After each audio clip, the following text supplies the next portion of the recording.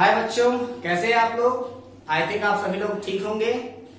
आप सभी को मेरी तरफ से गुड मॉर्निंग, क्योंकि रात में बज रहे हैं 12:05। तो एक तरीके से तो मेरे लिए तो सुबह हो ही गई है। सो आप सभी के लिए गुड मॉर्निंग। और हम लोग बात कर रहे थे आपके केमिकल बॉन्डिंग के ऊपर। इसके पहले हम लोगों ने आपके लिए जो क्लास 12 है उनका क्लास 12 का हम लोगों ने वीडियो शूट किया। काफी लंबा वीडियो बनाते बनाते काफी वक्त लग गया।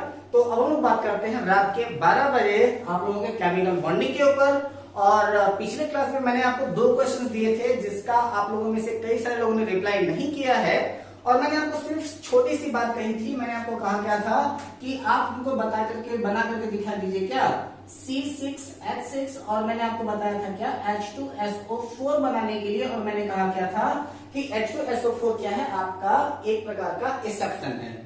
इसी के साथ साथ एक रिसेप्शन को फॉलो करेगा आपका SF6 भी।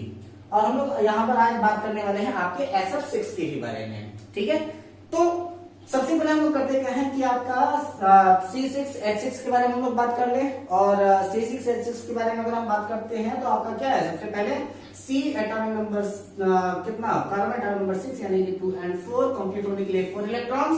ठीक, चलिए हाइड्रोजन एटॉमिक नंबर 1 यानी कि इसको कंप्लीट होने के लिए चाहिए 1 इलेक्ट्रॉन। तो अब ये आखिर एक दूसरे को फॉलो कैसे करेंगे। तो आप सपोज कीजिए कि यहाँ पर आपका एक कार्बन यहाँ पर, एक कार्बन यहाँ पर, एक कार्बन यहाँ पर, एक कार्बन यहाँ पर, एक कार्बन यहाँ पर। ठीक है, इनको हमने शिफ्ट कर लिया। और इनको शिफ्ट करने के बाद सबसे पहले हम लोग करते क्या है कि अल्टरनेट, जैसे कि हम लोग जब साइक्लिक स्ट्रक्चर बना रहे थे तो हम लोग क्या कर रहे थे कि इसको अल्टरनेट कर दे रहे थे। चलो, तो अल्टरनेट का मतलब कि एक इस पेन से हम लोग पेन को हम लोग डिफरेंट कर दे रहे थे, यानी कि अल्टरनेट पेन हो जाए ताकि हम लोगों को इलेक्ट्रॉन पहचानने में दिक्कत ना हो। ठीक है, तो चलो 1 2 3 4 ऐसे ब्लू वाले को ब्लू के ही पास में रख देते हैं। 1 2 3 4। ठीक है, चलो 1 2 3 4 और 1 2 3 4। ठीक, इसके साथ हम लोग क्या करते हैं कि 1 2 3 4। ठीक, 1 2 3 4 इधर और 1 2 3 4। ठीक, अब देखो बॉन्डिंग कैसे बन रही है। तो यहां पर क्या है, आपका S मैंने रख दिया है, ये C ही है। ठीक है, कार्बन ही है ये, तो C C C कार्बन। ठीक है, चलो अब यहां पर हम लोग करते क्या है कि बाकी जगहों पर आपका हाइड्रोजन लगा देते हैं। हर जगह पर हाइड्रोजन, हर जगह पर हाइड्रोजन, हर जगह पर हाइड्रोजन, यानी कि जितने कार्बन उतने हाइड्रोजन हमने लगा दिया। ठीक, अब क्या होगा कि ये वाला आपका हाइड्रोजन जो है वो इसके साथ में ये ड्यूप्लेट कंप्लीट, इसका यहां ड्यूप्लेट कंप्लीट, इसका यहां ड्यूप्लेट कंप्लीट, इसका यहां ड्यूप्लेट कंप्लीट, इसका यहां ड्यूप्लेट कंप्लीट और इसका यहां पर ड्यूप्लेट कंप्लीट हो गया। ठीक है, गर्मी बहुत ज्यादा है, आप लोग भी पंखा चला लीजिए। ठीक है, चलिए अब हम लोग देखते क्या है कि अब इस वाले कार्बन को स्टेबल करने के लिए हम क्या क्या पॉसिबिलिटी देख सकते हैं। तो क्या होगा कि ये वाला कार्बन के पास में अभी प्रेजेंट टाइम में कितने हैं, 1 2 3 4 5 6 7 8, यानी कि ये अगर चाहे कि इससे अगर 2 इलेक्ट्रॉन ले ले, एक इसको ऑलरेडी शेयर किया हुआ था, तो अब कितना हो गया इसके पास 1 2 3 4 5 6 7 8 इलेक्ट्रॉन हो गए। ठीक है, इसके बाद फिर अगर हम लोग इस वाले कार्बन के साथ में अगर देखें तो क्या होना है, पेन बदल देते हैं। तो अब इसके साथ में क्या होगा, ये ऐसे इसके साथ में जाएगा और ऐसे। ठीक, चलो ये तो अच्छा लगा देख के। अब ये वाला किसके साथ जाएगा, ये इसके साथ गया। ठीक, अब ये वाला किसके साथ जाएगा, तो ये वाला देखो ऐसे। ठीक, अब ये वाला किसके साथ जाएगा, ऐसे। ठीक है, और फिर ये वाला किसके साथ जाएगा,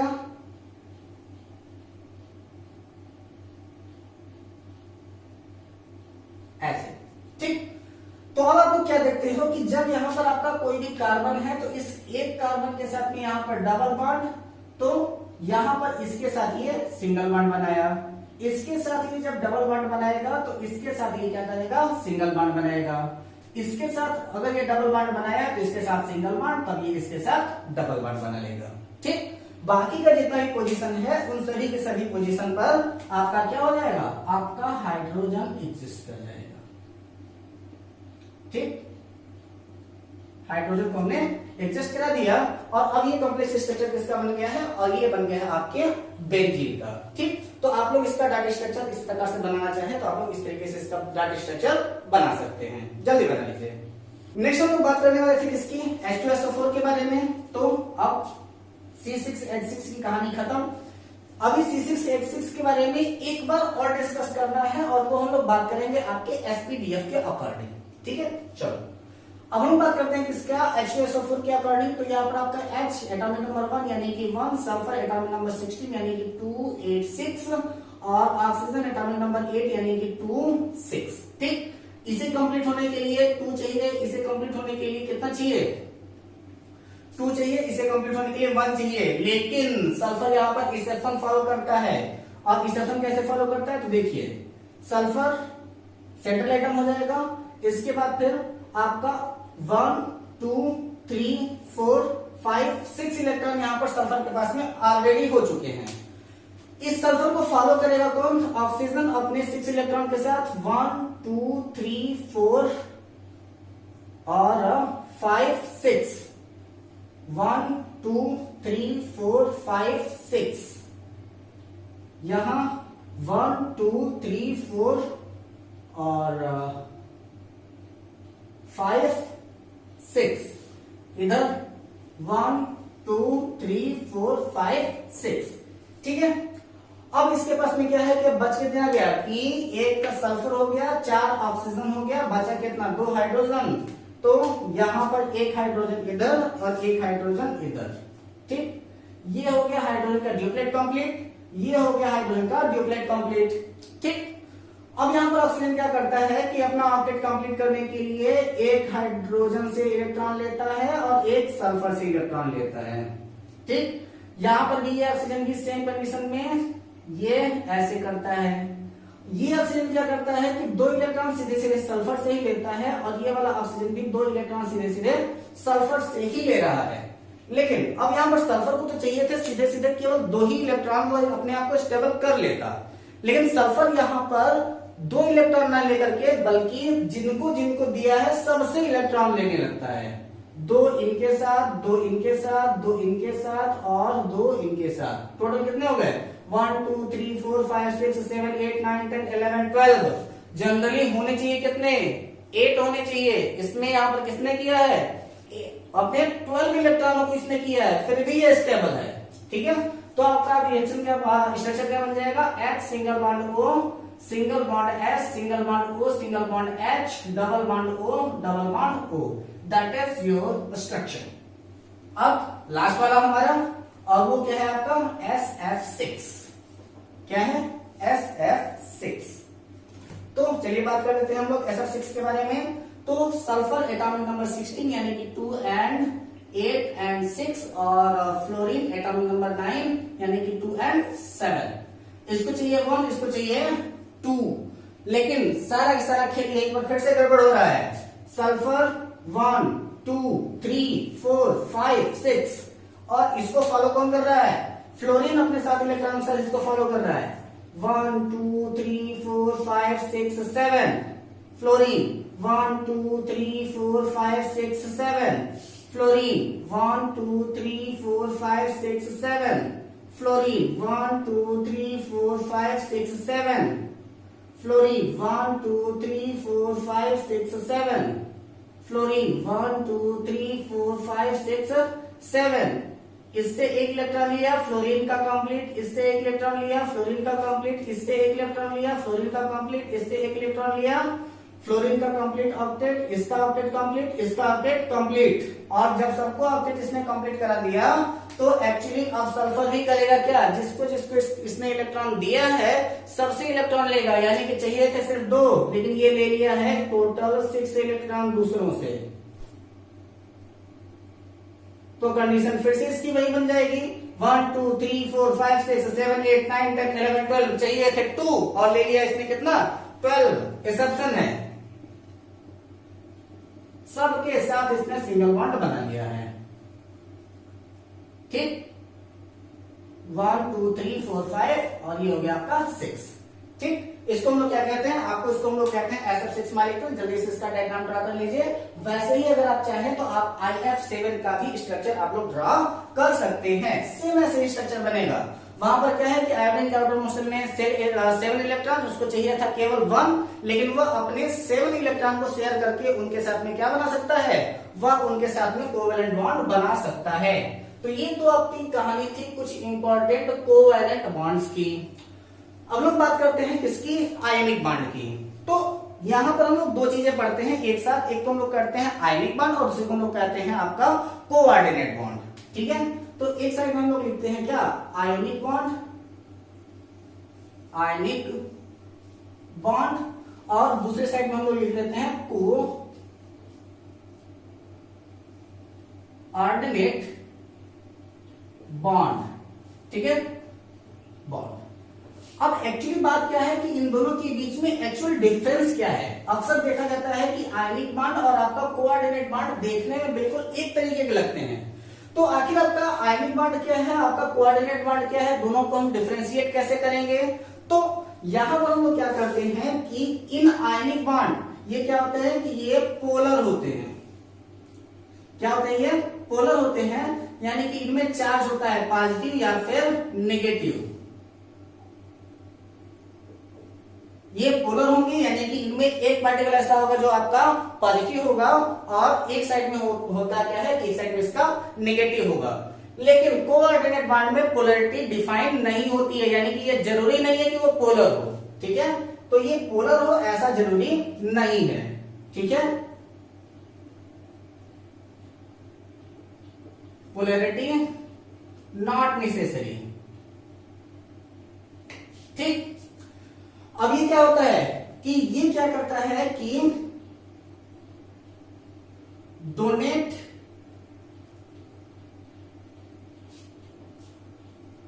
और रिसीव, डोनेट और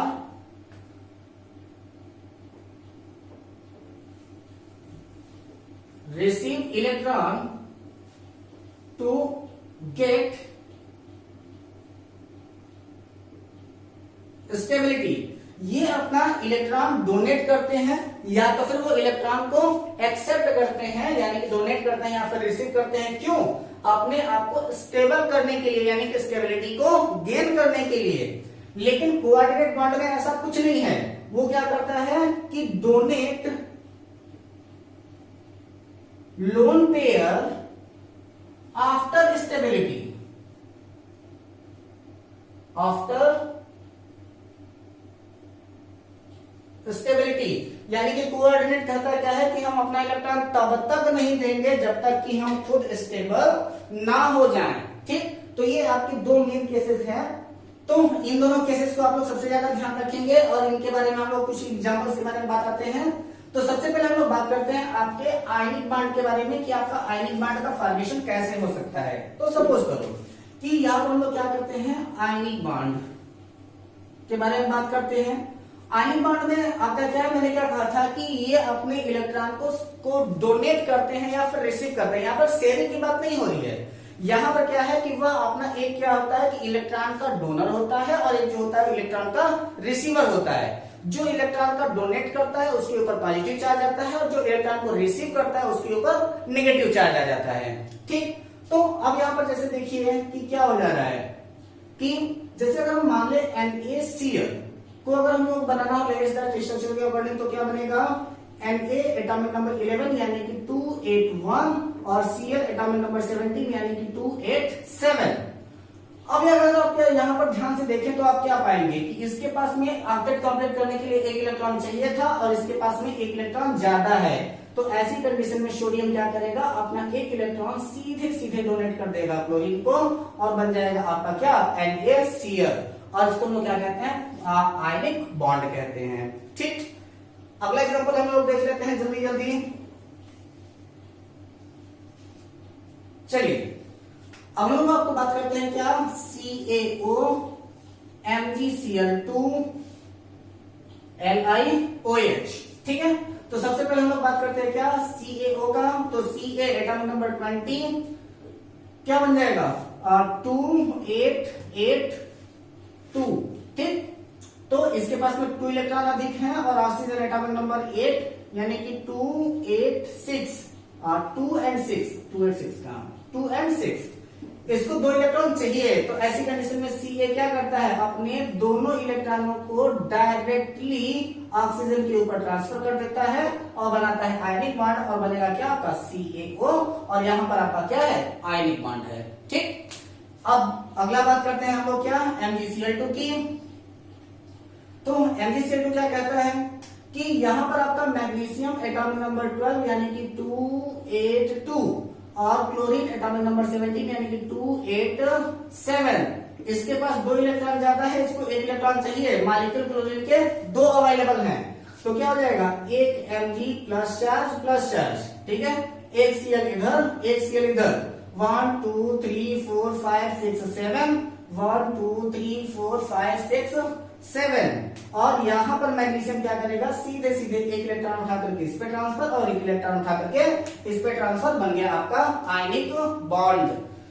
अगला हम लोग क्या एग्जांपल ले रहे थे, और वो है हमारा LiOH, ठीक है। और LiOH के लिए हम लोग क्या करेंगे कि चलिए देख लेते हैं, Li एटॉमिक नंबर 3 यानी कि 2 1, 1 इलेक्ट्रॉन इसके पास ज्यादा है।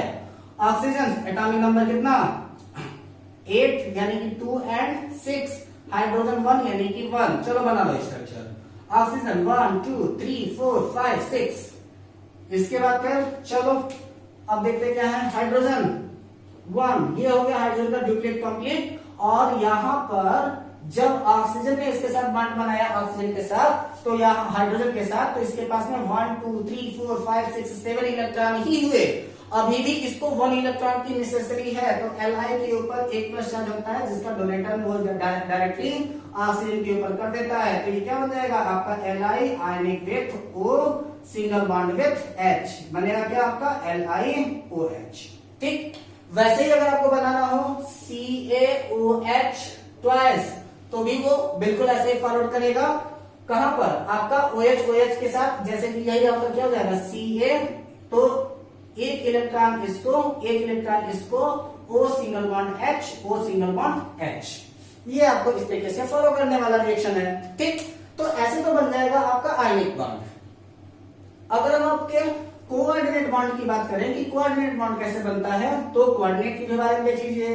तो मैंने क्या कहा था कि कोऑर्डिनेट बॉन्ड तब बनता है जब आपका इलेक्ट्रॉन ऑलरेडी स्टेबल हो चुका हो, यानी कि वह एटम स्टेबल होगा, तभी वो आपका क्या करेगा, अपने लोन को प्रोवाइड कर सकता है। तो वहां पर क्या होता है, जो लोन पेयर देता है उसको हम लोग क्या कहते हैं, लोन पेयर डोनर कहते हैं। तो इन coordinate bond, in coordinate bond that atom or molecule who donate lone pair is known as lone pair donor, and who accept that loan is known as lone pair acceptor या फिर receiver.